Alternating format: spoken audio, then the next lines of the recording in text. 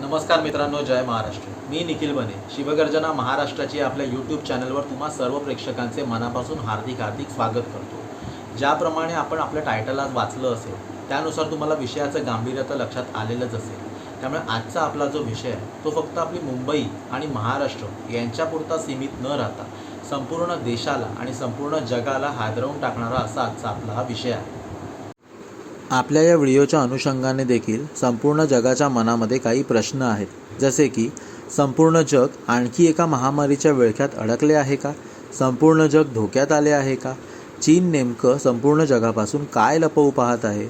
चीनमध्ये कोरोनासारखा हा नवा नेमका कोणता विषाणू आला आहे? या सर्व विषयांची आपण आता थोडक्यामध्ये माहिती घेऊया. HMPV असं या कोरोनासारख्या असणाऱ्या नव्या विषाणूचं नाव आहे.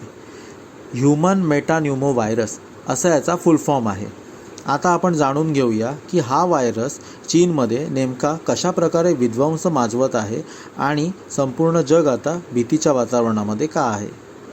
As per news articles from China, जे चायनामध्ये सोशल मीडियावर भरपूर मोठ्या प्रमाणामध्ये विविध आर्टिकल्स या संपूर्ण HMPV व्हायरस संदर्भात प्रसारित होत आहेत, त्यांच्याकडून मिळालेल्या माहितीनुसार हा HMPV व्हायरस हा अक्षरशः चीनमध्ये थैमान घालतो आहे. आणि तो थैमान घालतो आहे म्हणजे अशा प्रकारे की तिकडची संपूर्ण हॉस्पिटल्स ही अक्षरशः तुडुंब भरून गेलेली आहेत पेशंट्सनी. तसेच तिकडच्या ज्या स्मशानभूमी आहेत त्या देखील त्या स्मशानभूमींमध्ये देखील प्रेतांचे खच आहेत. म्हणजे तुम्ही या प्रकरणाची चीनमध्ये तीव्रता किती मोठी आहे हे जाणून घेऊ शकता. आणि म्हणूनच कुठेतरी संपूर्ण जग हे आता कुठेतरी टेन्शनमध्ये आलेलं आहे. जग संपूर्ण धोक्यामध्ये आलेलं आहे की पुन्हा कोरोनासारखी कुठची भयंकर महामारी तर येत नाही आहे ना. आणि म्हणूनच आपण आता या संदर्भामध्ये थोडी अधिकची माहिती घेऊया. या HMPV व्हायरसची लक्षणं काय आहेत, तसेच या व्हायरसचा सर्वात जास्त धोका कोणाला आहे, आणि तसेच या व्हायरसपासून जर आपल्याला आणि आपल्या कुटुंबाला आपल्याला वाचवायचं असेल तर आपण कोणती काळजी घेतली पाहिजे याच्या संदर्भात आपण थोडक्यात माहिती घेऊया. HMPV व्हायरसची लक्षणे म्हणजे सर्दी, खोकला, जुलाब, वाहणारे नाक, घसा दुखणे, दम लागणे, पुरळ उठणे. तसेच खोकला, शिंका किंवा संक्रमित लोकांच्या संपर्कात आल्याने याचा संसर्ग होत आहे. HMPV व्हायरसच्या संसर्गाचा कालावधी हा अंदाजे 3 ते 5 दिवसांचा आहे. लहान मुले आणि वृद्ध व्यक्तींना याचा लवकर संसर्ग होतो आहे. तसेच कमकुवत रोगप्रतिकारक शक्ती असलेल्या लोकांना याचा मोठा धोका उद्भवू शकतो.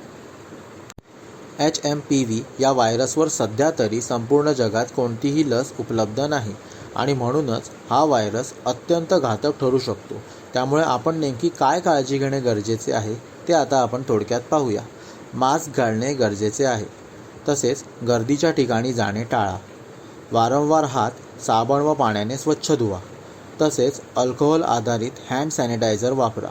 शिंकताना आणि खोकताना नाका आणि तोंडावर रुमाल ठेवा. आपला चेहरा, डोळे, नाक व तोंडाला विनाकारण वारंवार संपर्क करणे टाळा. इतरांसोबत, मग ते घरचे नातेवाईक जरी असले तरी पुढील काही दिवस कोणासोबतही उष्टे अन्न किंवा खाण्याची भांडी, उदाहरणार्थ चमचे, कप, ग्लास, काटे शेअर करणे टाळा. तसंच आता हे तर झालं की आपण आणि आपल्या कुटुंबियांनी या आजारापासून वाचण्यासाठी आपण काय काळजी घेतली पाहिजे. परंतु WHO वर्ल्ड हेल्थ ऑर्गनायझेशन ही जी आपली संस्था आहे जी आरोग्यासंदर्भातले संपूर्ण जागतिक पातळीवरचे निर्णय घेत असते, त्यांनी देखील या संपूर्ण आजाराचं म्हणजे संपूर्ण या व्हायरस संदर्भात एक स्टेटमेंट पास करणं खूप गरजेचं आहे, जे संपूर्ण जगाला दिशा देईल. तसेच भारत सरकार म्हणून आपण काय करू शकतो, WHOच्या फक्त निर्णयाकडे वाट न बघता या संदर्भात आपण काही करू शकतो का. जसं की कोरोनाच्या काळामध्ये चायनामधून लोक बाहेर गेली, बाहेरची लोक चायनामध्ये गेली आणि अशा प्रकारे तो कुठेतरी 2-3 महिन्यांमध्ये पसरला व्हायरस. आणि त्यानंतर जेव्हा लोक मोठ्या प्रमाणात मरायला लागली त्यावेळेला या विषयाचं संपूर्ण जगाला आणि भारताला कुठेतरी गांभीर्य आलं.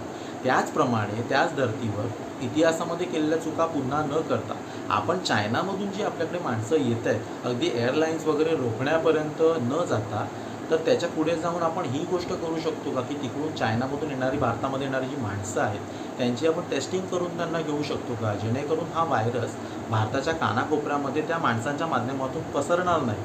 तर या संदर्भात देखील आपल्याला लक्ष ठेवणं गरजेचं आहे आणि भारत सरकारने या बाबतीमध्ये देखील निर्णय घेणं गरजेचं आहे असं मला वाटतं. तसेच या संपूर्ण प्रकरणावर दिल्ली मेडिकल काउन्सिलचे अध्यक्ष डॉक्टर अरुण गुप्ता यांनी देशातील नागरिकांना हे आवाहन केले आहे की सध्या तरी आपण कोणतीही कोविडसारखी आपत्कालीन स्थिती असल्याचे घोषित करत नाही आहोत, परंतु आम्ही या संपूर्ण परिस्थितीवर गांभीर्याने लक्ष ठेवून आहोत आणि त्यानुसार योग्य वेळी योग्य ती पावले उचलली जातील.